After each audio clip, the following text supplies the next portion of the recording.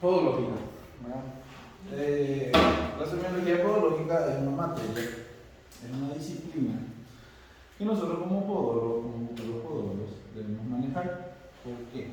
Porque es la base de un diagnóstico. Para nosotros identificar una patología, para poder pillar, para poder darnos cuenta qué es, necesitamos de la semiología, ¿verdad?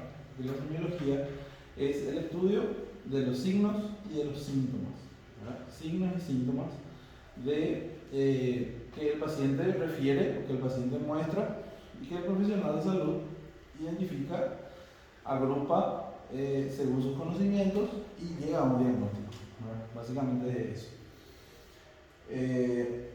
Yo no sé si la alumna no me molesta para escribir, si es que quieren escribir, perdón, no. Claramente, porque esta primera clase es más teórica. No, el saludo de ahí. Oh, no se puede. El de ahí, ¿lo que no se puede? Yo veo, No aprende. Bueno, así más tarde. Semiología médica. La semiología médica, vamos a hablar primero de la semiología médica, ¿verdad? Que es de la ciencia grande. La podología es una rama de la medicina, como saben, ¿verdad?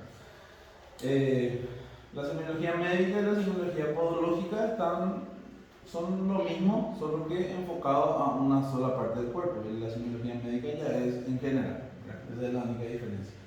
Pero como una clase de introducción van a estar a la par, digamos, porque vamos a hablar de la semiología médica como una generalidad.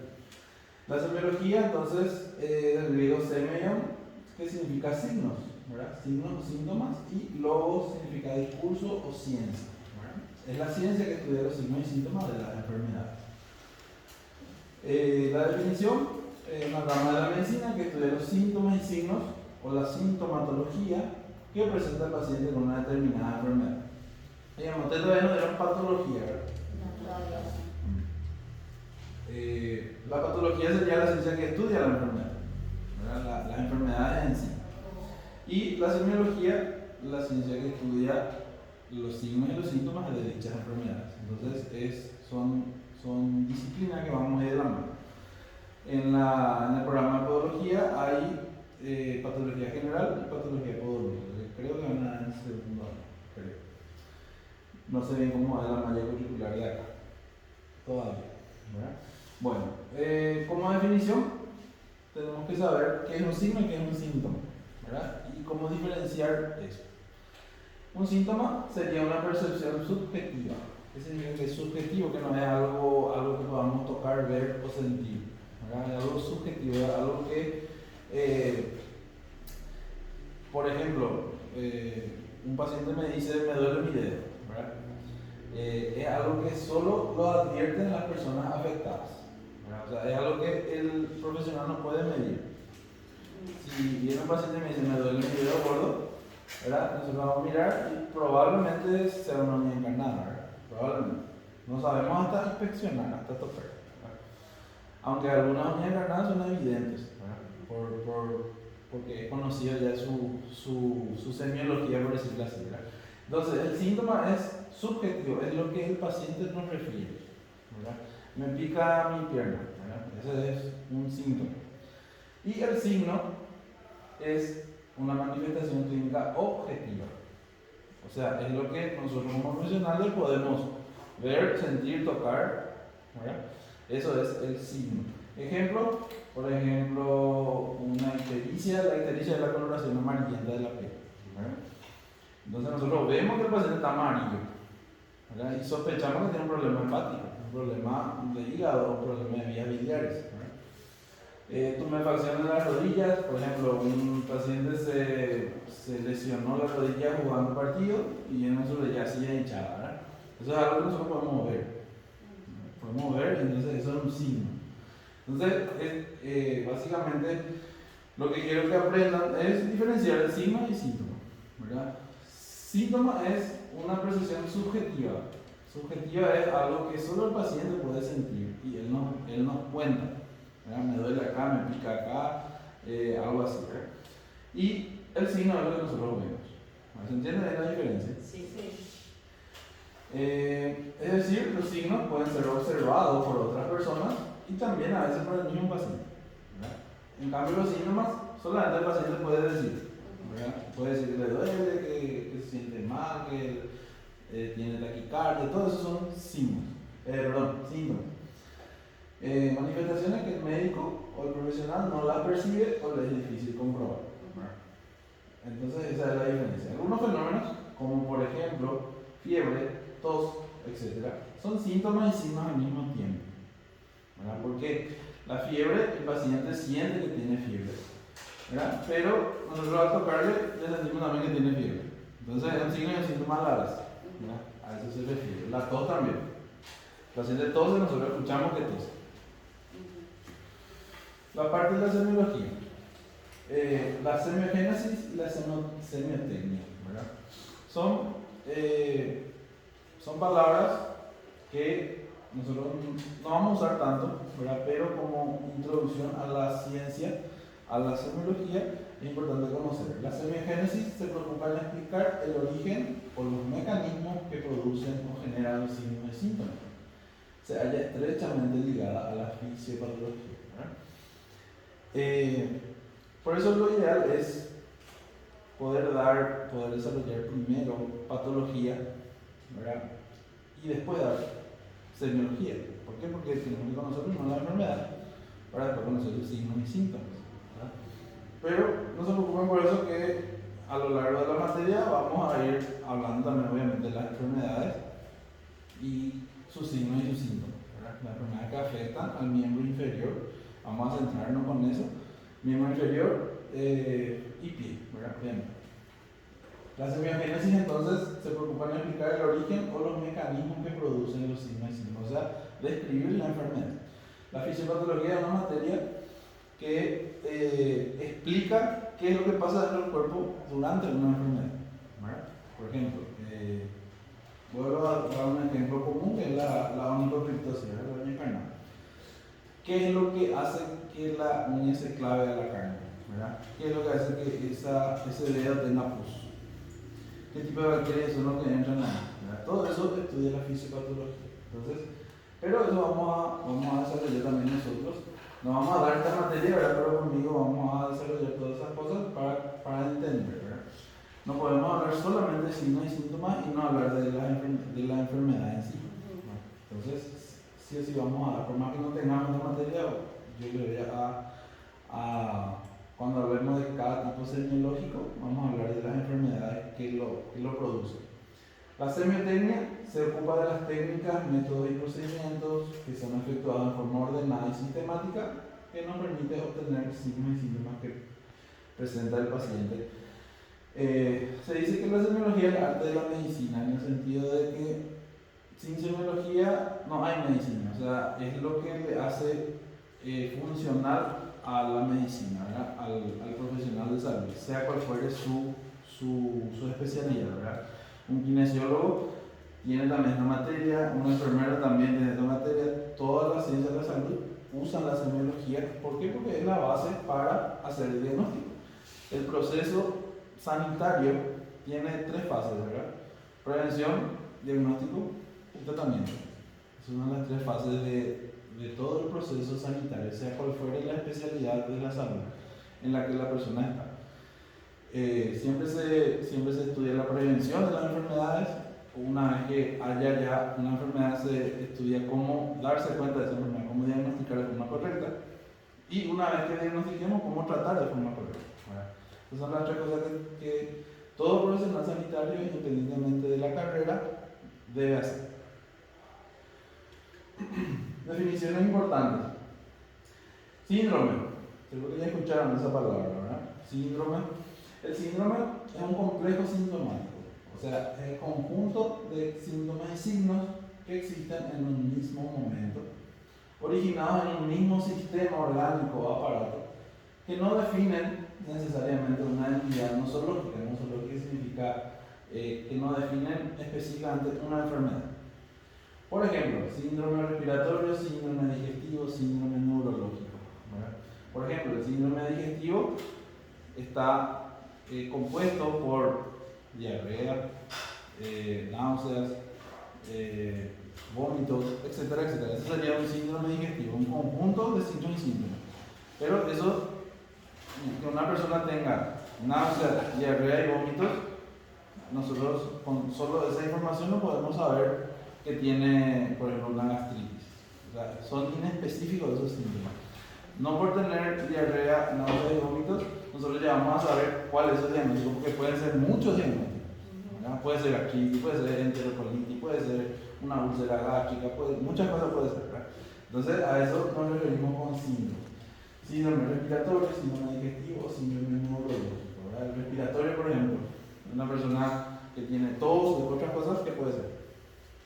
Algo del sistema respiratorio. Sibilancia. Tos, sibilancia, ¿verdad? Ese pecho chiñán, como se dice en guaraní, catarro, etcétera, etcétera, ¿verdad? Pueden ser síntomas de neumonía, bronquitis, bronquiolitis, bronquiectasia, etcétera, etcétera, ¿verdad? Hay un sinfín de enfermedades que pueden ser el diagnóstico, ¿verdad? Pero así se define un síndrome, sería un complejo sintomático que afecta solo a un sistema, en este caso digestivo, respiratorio y neurológico, ¿verdad?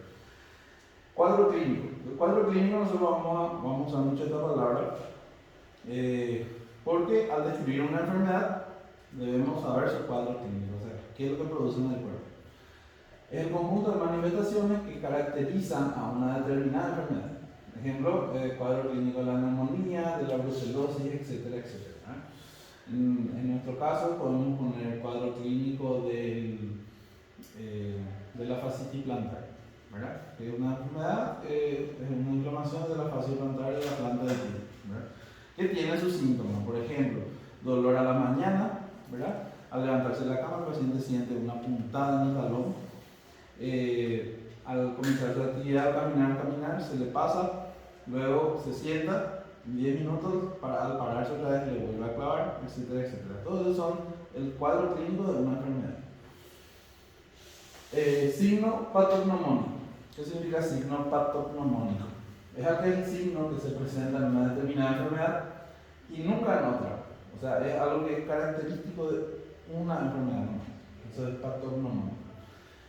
Es tan así que si hallamos este signo, el diagnóstico ya está hecho.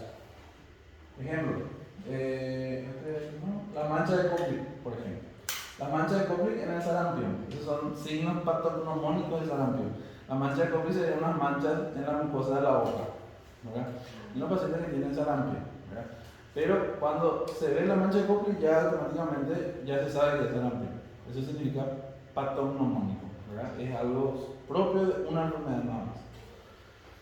Y otro concepto de enfermedad idiopática se refiere a las enfermedades de las cuales se desconoce la causa. Por ejemplo, diabetes mellitus del adulto, hipertensión arterial esencial, artritis reumatoide, lupus eritematoso, etcétera, etcétera. Gracias. Entonces, cuando ustedes lean, nosotros no vamos a usar tanto la frase de enfermedad de que algo es idiopático, porque casi la mayoría de las, diría el 99% de las patologías podológicas tienen una causa, ¿verdad? Pero cuando ustedes lean, cuando hagan un libro y lean esta palabra idiopática, se refiere a que no hay una causa definida aún, ¿verdad? Hay muchas enfermedades que no tienen todavía causa definida. Por ejemplo, de esta lista que está acá, la artritis reumatoide es una enfermedad que vamos a ver bastante, ¿verdad? Porque la artritis reumatoide afecta a las articulaciones. Seguro que más o menos tiene un familiar que tenga eso, que se le deforma todos los dedos, se le deforma todos los dedos del pie, ¿verdad? Eso hay bastante. Esa es una enfermedad autoinmune que es que el propio sistema defensivo del cuerpo ataca a los propios tejidos corporales, ¿verdad? Es una enfermedad autoinmune. Pero no se sabe por qué, ¿verdad? Hay muchas teorías de su aparición, de lo que puede desencadenar eso, pero al final no hay una causa definida. Entonces a eso se refiere con idiopatía. Bueno, el diagnóstico en semiología. El fin fundamental de la semiología es el diagnóstico, ¿verdad? Llegar a un diagnóstico. Del que se derivan elementos importantes para el pronóstico, visión hacia adelante. El pronóstico de una enfermedad sería lo que nosotros calculamos que va a pasar con el paciente que tiene la enfermedad, ¿verdad? Por ejemplo, un paciente que tiene cáncer de colon grado 4, vamos a ver, ¿no? Tiene un pronóstico malo, ¿verdad? ¿Por qué? Porque se va a morir, tarde o temprano se va a morir, ¿verdad? Al final todos nos vamos a morir, ¿verdad? Pero ese paciente va a tener una muerte más rápida porque ya tiene un cáncer ya diseminado, ¿verdad? A eso me refiero con pronóstico. Y el tratamiento, ¿verdad? El pronóstico y el tratamiento dependen del diagnóstico, ¿verdad? Etimológicamente significa discernimiento, o sea, significa llegar a una conclusión partiendo de los signos y los síntomas, ¿verdad? Dar un diagnóstico. En medicina es el arte de reconocer, ¿verdad? Reconocer. Este arte, como en toda la medicina, tiene bases científicas, interviniendo la anamnesis, agrupación de síntomas y signos, y luego el proceso mental de su discusión, o sea, que nosotros llega un paciente, tiene esto, y nosotros pensemos, bueno, este puede ser esto, tiene más pinta de esto, así, ¿verdad? Llegar a un diagnóstico, tener un proceso mental, una discusión interna de un profesional, tratando de llegar a un diagnóstico, valorando adecuadamente todos los elementos de juicio, ¿verdad? Por eso, el diagnóstico tiene bases científicas, por eso una persona que quiere llegar a un diagnóstico tiene que saber, ¿verdad? No podemos llegar a un diagnóstico si no sabemos. Entonces, por eso es importante la teoría en podología, ¿verdad? Anamnesis, ¿saben qué es? No sé si ya escucharon. Anamnesis sería la parte de historia clínica, eso todavía no digo.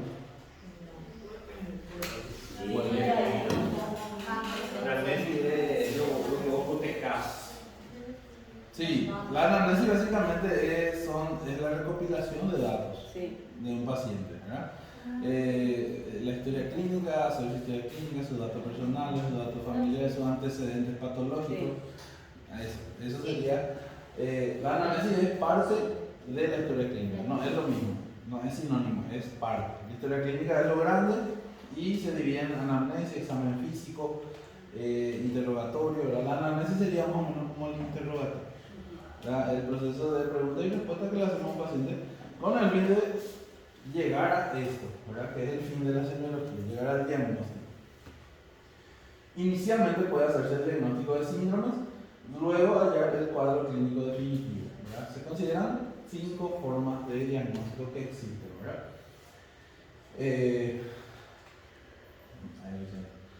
Bueno, el diagnóstico sería el discernimiento, el objetivo, instaurar el tratamiento adecuado y establecer el pronóstico, ¿verdad? Primero llegar al tratamiento y oportuno, ¿verdad? Adecuado y oportuno.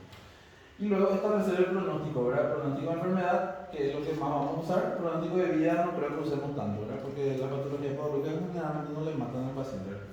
Causan amputaciones, eso, pero no le llegan a matar.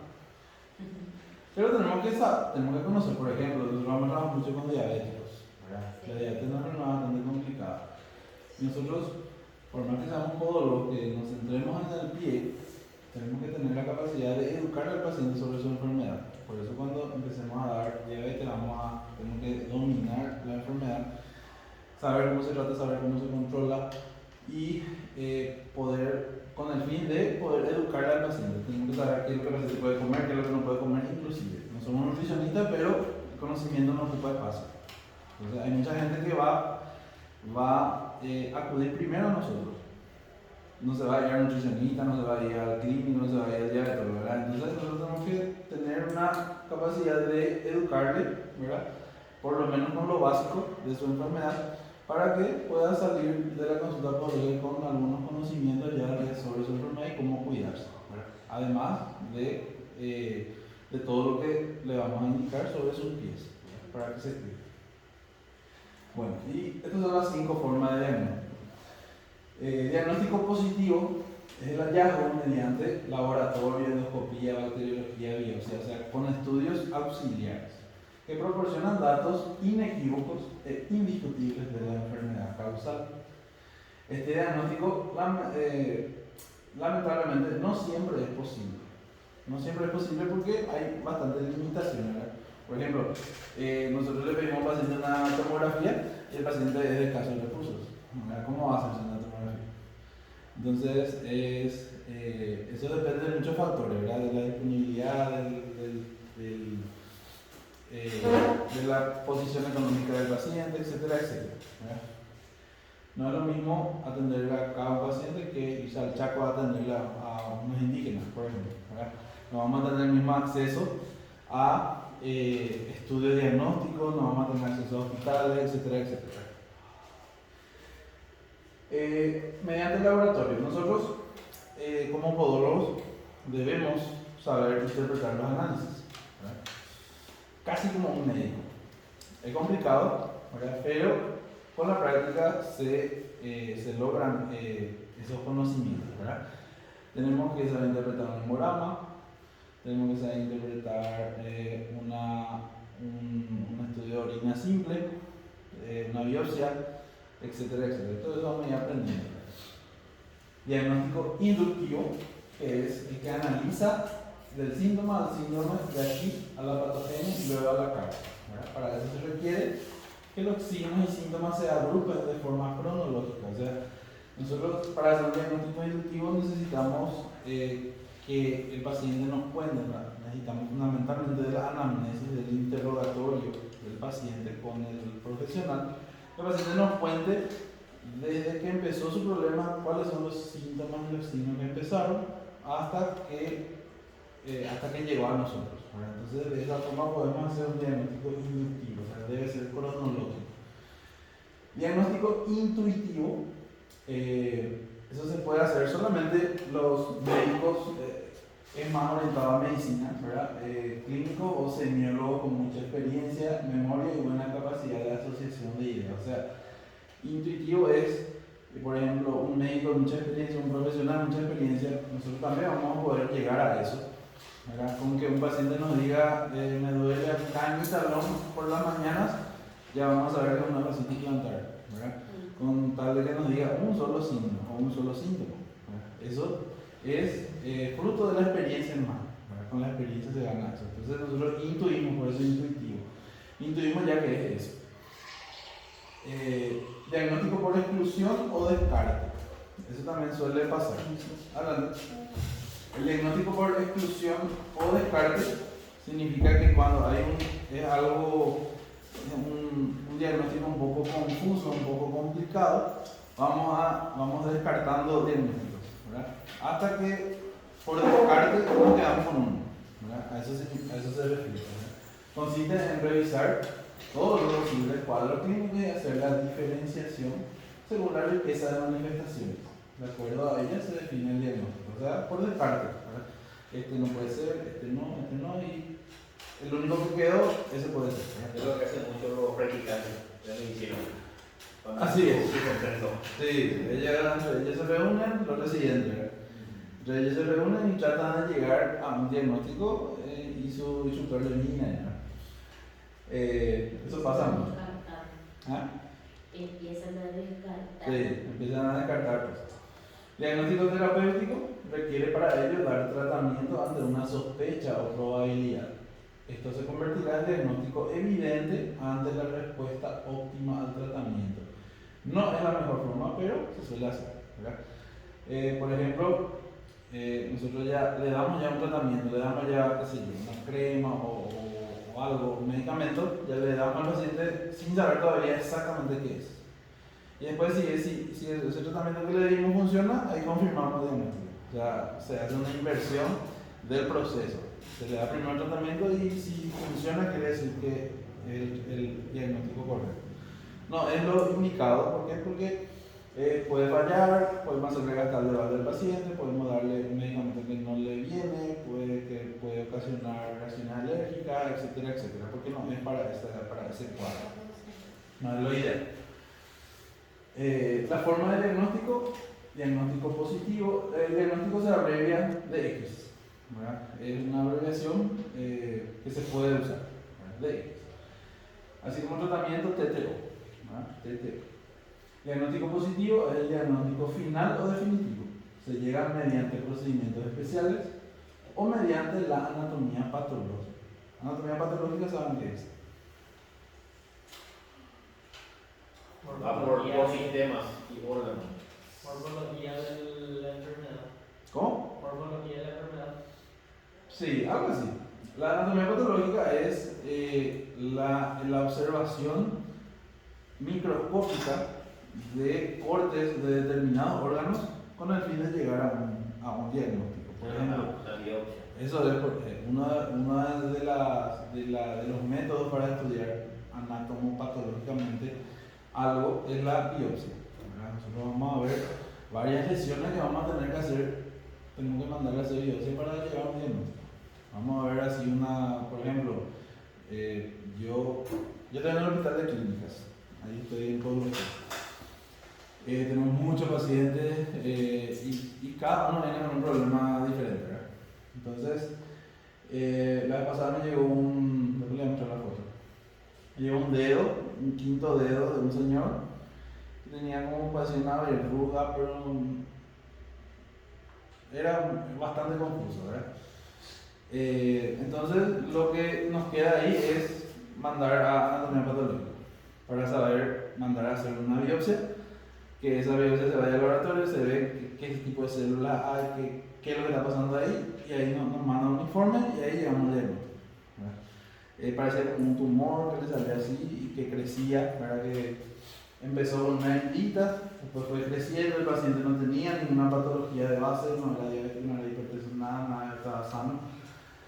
Le pasó después de entrar en una canal, después de un día de lluvia que se mojó todo su pie y tuvo una herida porque tenía zapatilla y el raudal tenía algo y le cortó.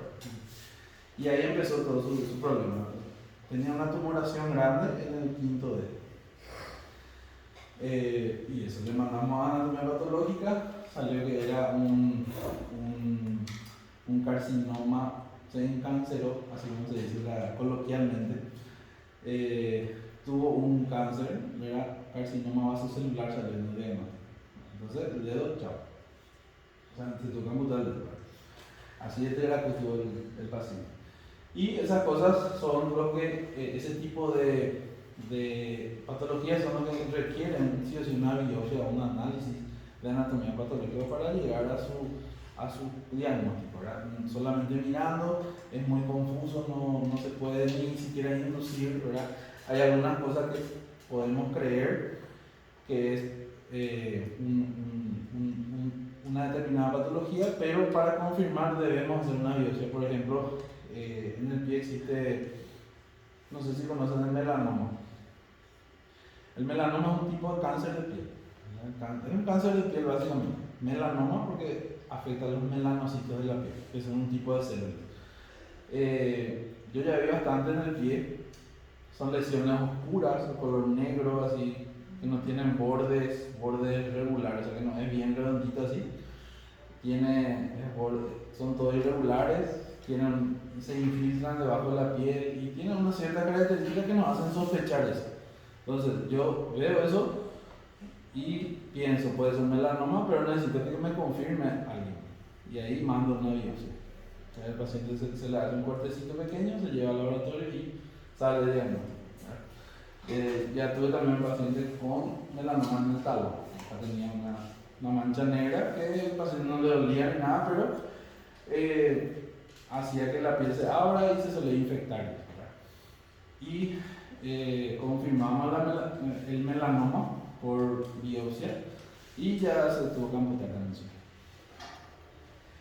El melanoma, ya que estamos en ese melanoma, es el tipo de cáncer más agresivo que existe entre todos los tipos de cáncer, ¿verdad? Y afecta a la piel, se ve mucho en la piel. Y cuando existe un diagnóstico de melanoma en un miembro, se tiene que cortar el miembro, ¿verdad? Para salvar la vida, porque es muy agresivo y avanza muy rápido. Entonces, si está en el dedo, chao dedo. Si está en la planta del pie, se corta el pie, ¿verdad? Para salvar la vida del paciente. Bueno, eso es entre paréntesis. Diagnóstico inductivo, ¿verdad? Utiliza el método inductivo de la ciencia partiendo del más simple al más complejo, ¿verdad? Diagnóstico por exclusión, eso ya hablamos, ¿verdad? Intuitivo, terapéutico, esto ya está. Terminología patológica, ¿verdad? Tenemos que manejar la terminología patológica, o sea, saber los nombres de las enfermedades y algunos sufijos o prefijos. ¿Saben lo de los sufijos y los prefijos? Los prefijos lo que están antes y los sufijos lo que están después de una palabra, ¿verdad?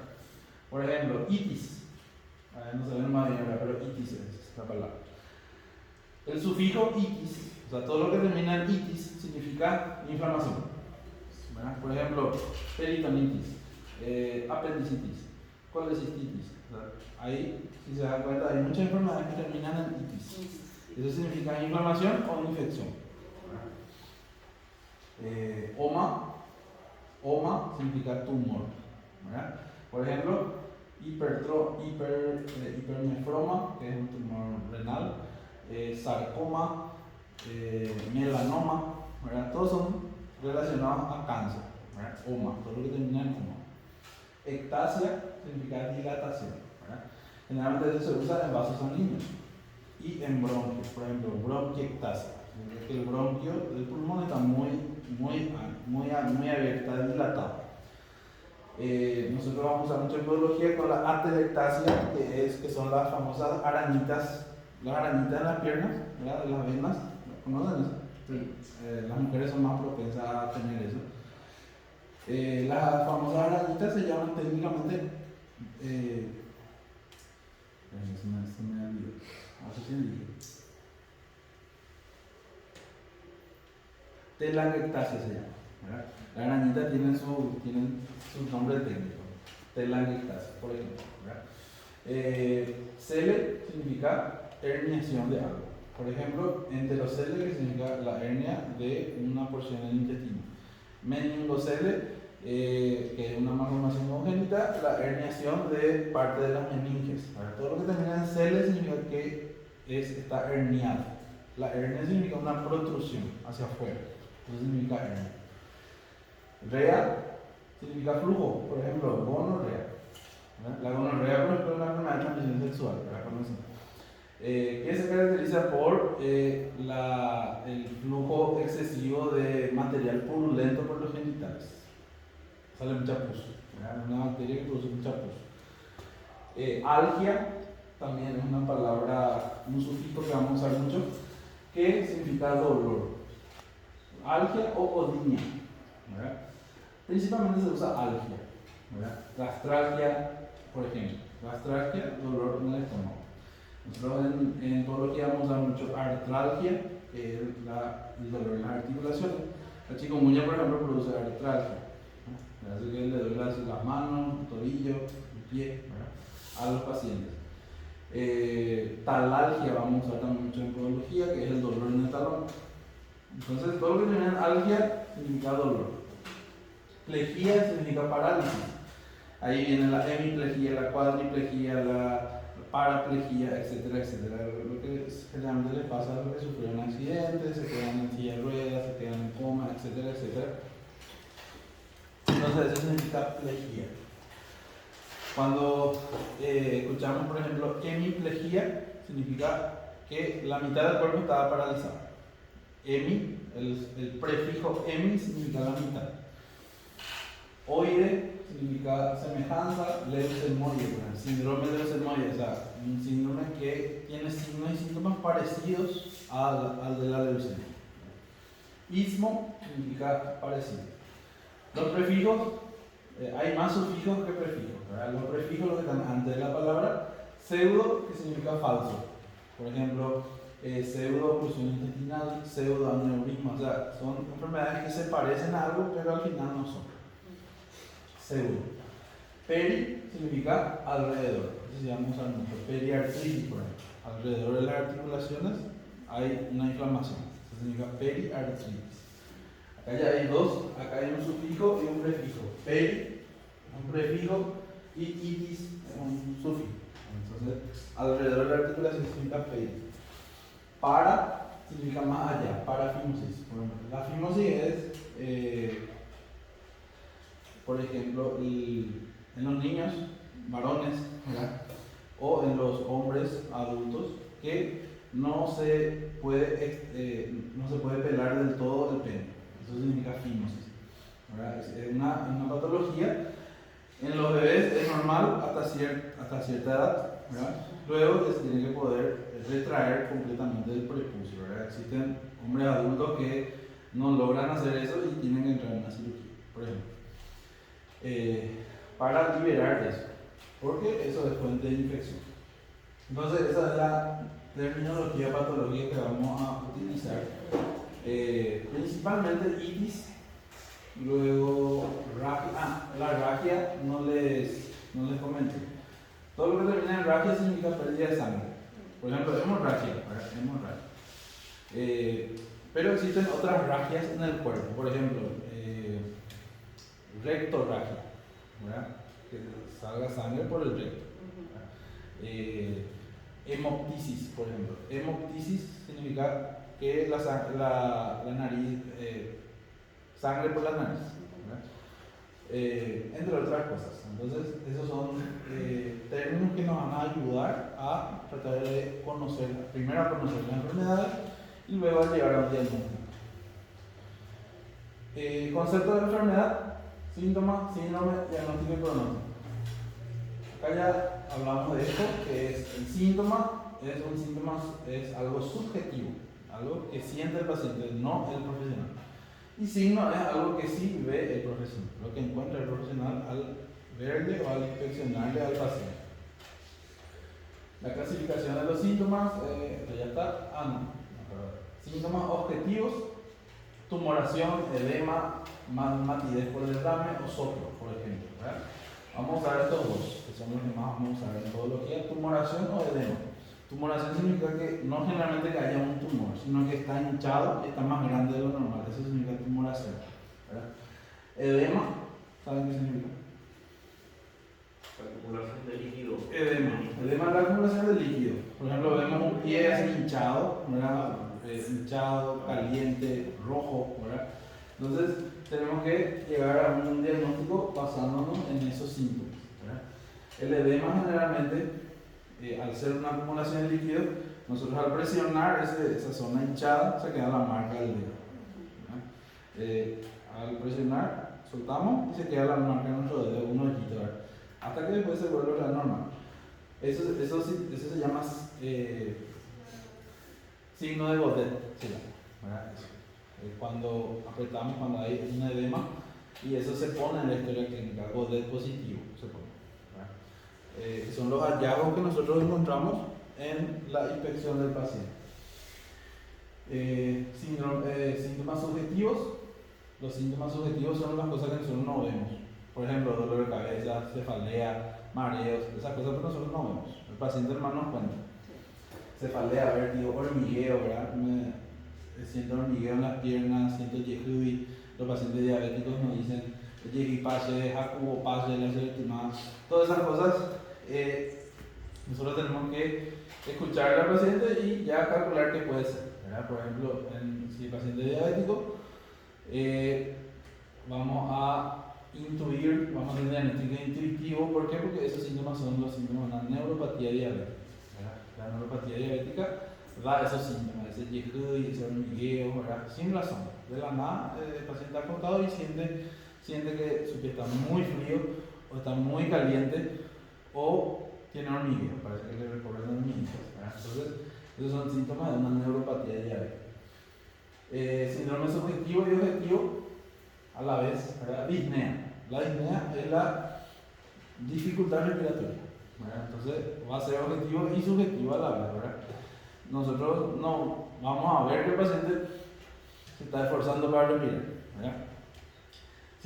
Síntomas generales: alteraciones de todo el organismo, por ejemplo la fiebre. La fiebre te da un candú general, ¿verdad? Cuando tenemos fiebre, estamos todos candúes, no queremos levantarnos en la cama, etc. Entonces, eso es una alteración general. Y los síntomas locales, relacionados con el sitio de la enfermedad, síntomas locales. Acá hay palabras que nos vienen al caso. Bueno, visceromegalia. Visceromegalia significa un crecimiento excesivo de una víscera. Por ejemplo, los pacientes tienen hepatitis, tienen el hígado hinchado, ¿verdad? Tienen una hepatomegalia. Megalia significa que está más agrandado de lo normal. Entonces, eso sería un síntoma local. Nosotros, por ejemplo, hablando en el pie, nos viene un paciente que se torció el tobillo, ¿verdad? Un esguince de tobillo. Van a haber síntomas locales en el tobillo. ¿Qué va a haber? Un paciente que tiene esguince de tobillo, ¿qué va a tener en su tobillo? Cuéntame. Dolor, Dolor, después. inflamación. Hematoma depende del grado. Grado 1 no tiene hematoma, grado 2 y 3 ya tiene hematoma. Y esas cosas, ¿verdad? Dolor, el paciente no va a poder apoyar, va a haber una impotencia funcional, se llama eso. La impotencia funcional es cuando el miembro no puede hacer lo que debe hacer, ¿verdad? El tobillo sirve para caminar, ¿verdad? Cada paso hace que el tobillo se mueva y nos ayude a movilizarnos, ¿verdad? Eso no se puede hacer, entonces impotencia funcional. Edema, va a haber una hinchazón y va a haber mucho dolor, ¿verdad? Entonces esos son síntomas locales. Algunas clases de enfermedad, enfermedad larvada, latente, cíclica, atípica, abortiva, etcétera, etcétera. Esto lo vamos a priorizar tanto, pero es importante conocer, ¿verdad? Por ejemplo, enfermedad larvada significa con síntomas y aspectos de otra, ¿verdad? Tipo parece otra enfermedad, pero es otra. Enfermedad latente, que son lesiones sin sintomatología. Por ejemplo, el VIH. El VIH es una enfermedad, es una enfermedad latente. Porque el paciente con VIH, con el paciente famoso cero positivo que se le dice, no tiene ningún síntoma, ¿verdad? Pero puede contagiar la enfermedad, ¿verdad? Le digo que tiene una enfermedad latente. El famoso portador del VIH, ¿verdad? Una vez que desarrolla síntomas, ahí ya se dice que tiene SIDA, ¿verdad? El VIH es tener el virus dentro del cuerpo, ser portador, el famoso portador sano, ¿verdad? Tiene el virus pero no tiene ningún síntoma. Pero una vez que empiece con la enfermedad que le va a llevar a la muerte, ¿verdad? Ya hablamos que tiene SIDA, síndrome de inmunodeficiencia adquirida. Enfermedad cíclica, de evolución típica, o sea, una enfermedad normal, ¿verdad? Una evolución típica. Nosotros cuando vemos patología, vamos a hablar de que toda enfermedad tiene su evolución natural, ¿verdad? Si nosotros no interrumpimos esa evolución, la enfermedad evoluciona, ¿verdad? Para eso está el profesional de salud. Interrumpe esa evolución de la enfermedad y trata de llegar al diagnóstico y tratamiento correcto. Enfermedad atípica, curso variado e irregular. Esto generalmente se ve en la piel. Nosotros también, como podólogos, debemos manejar conceptos básicos de dermatología. Se va a tener una materia también que es dermatología, en donde se ven lesiones que son atípicas. En esa disciplina lo que se usa mucho esta palabra atípica, ¿verdad? Son lesiones que parecen una cosa pero no es y te hacen dudar mucho, ¿verdad? Pues se parecen muchas lesiones con otras lesiones, ¿verdad? Entonces vamos a tener una materia donde vamos a ver todas las cosas básicas de dermatología que tenemos que saber.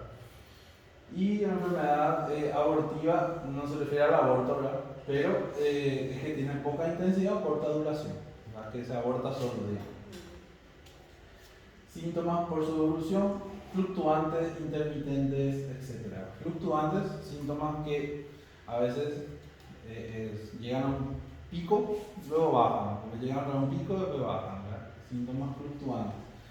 Por ejemplo, la fiebre recurrente, ¿verdad? Existen personas que tienen fiebre, una muy alta fiebre, después baja, después empieza otra vez, tiene 40 grados, después baja otra vez 37, 38, después tiene 40 grados, hace picos de fiebre, por ejemplo. Intermitentes desaparecen y reaparecen. Vuelvo a poner el ejemplo de la fiebre, ¿verdad? Existen patologías que dan fiebre intermitente. Está sin fiebre el paciente, después de la nada tiene 39 grados. Después baja otra vez, desaparece la fiebre. Euforia morbosa, eso es específicamente de la tuberculosis, TBC, tuberculosis. Síntomas distintos en una misma enfermedad, que son los tumores cerebrales, esto no importa. Diagnóstico por comparación, por ejemplo, comparar síntomas con enfermedades más parecidas, que sería el diagnóstico diferencial. Por ejemplo, en podología viene un paciente que tiene el pie hinchado, rojo, caliente, pero no tiene dolor, ¿verdad? No le duele. Entonces, nosotros calculamos, bueno, celulitis no va a ser porque la celulitis causa mucho dolor. Y ahí le preguntamos al paciente que soy diabético, sí. ¿Hace cuánto? Hace 15 años. ¿Con qué te tratabas con tal cosa? Tu nivel de azúcar, ¿cuánto mantenés? Nos vamos llegando, tratando de llegar a un diagnóstico y nos vamos comparando hasta llegar al diagnóstico preciso.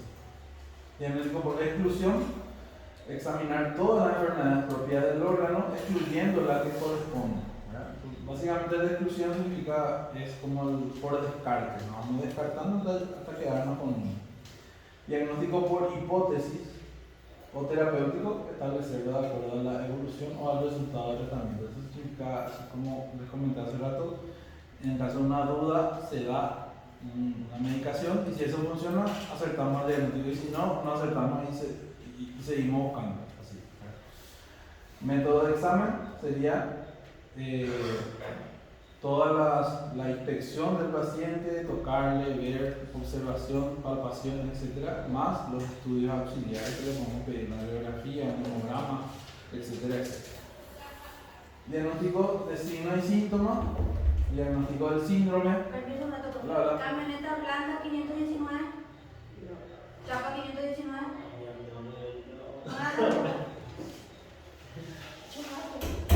Diagnóstico de síntoma, síndrome, diagnóstico anatómico y diagnóstico etiológico. Son varios tipos de diagnósticos que vamos a ir viendo cuando vemos las enfermedades principalmente.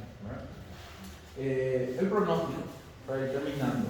El pronóstico es lo que es el juicio dado por el médico, el profesional, acerca de la evolución. Pronóstico benigno, curación total y rápida.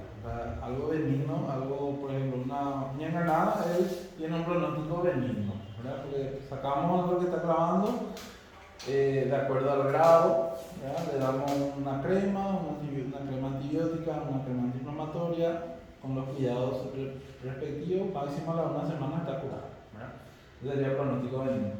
Pronóstico grave, vida en peligro, ¿verdad? Larga o penosa o que da secuela. Por ejemplo, eso podemos. El pronóstico grave es el melanoma. Si tenemos un diagnóstico de melanoma en el pie, un pronóstico grave si no se le amputa al paciente. ¿Verdad? Pronóstico letal, una enfermedad mortal. ¿Cuál es una enfermedad mortal que conozcan? Cáncer. Hay muchos tipos de cáncer, ¿verdad? Sí. La leucemia, por ejemplo, también. Rabia. Rabia. Una zoonosis. La rabia es. Toda enfermedad terminal. La rabia que tienen. Sí, la rabia que tienen los perros, por ejemplo, eso traspolado al humano es potencialmente mortal. ¿Verdad? De hecho, que no hay locura. Pronóstico reservado. El famoso pronóstico reservado que sale en los noticieros, ¿verdad? Significa que hay una probabilidad de muerte y hay una probabilidad de secuelas graves. Por ejemplo, un accidente de moto donde se golpeó la cabeza, entonces ellos tienen pronóstico siempre reservado. Cuando escuchan eso, que sí que es en dream. Bueno, y por último, conceptualizar la historia clínica. No vamos a dar todavía historia clínica, pero como concepto, ¿verdad? La historia clínica es un documento médico-legal. Médico-legal significa que tiene peso ante la ley.